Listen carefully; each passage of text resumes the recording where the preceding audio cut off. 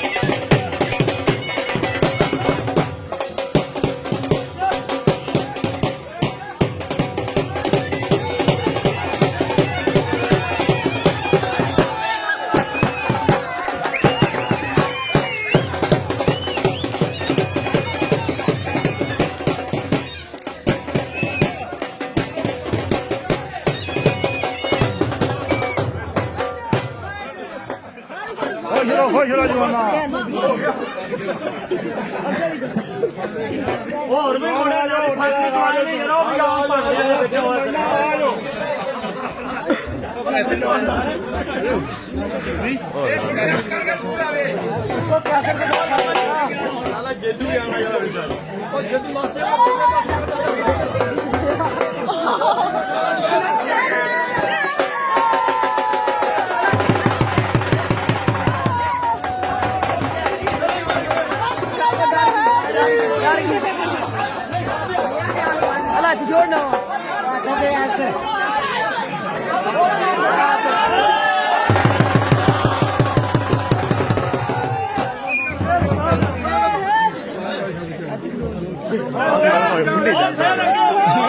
बहुत ज्यादा हो गया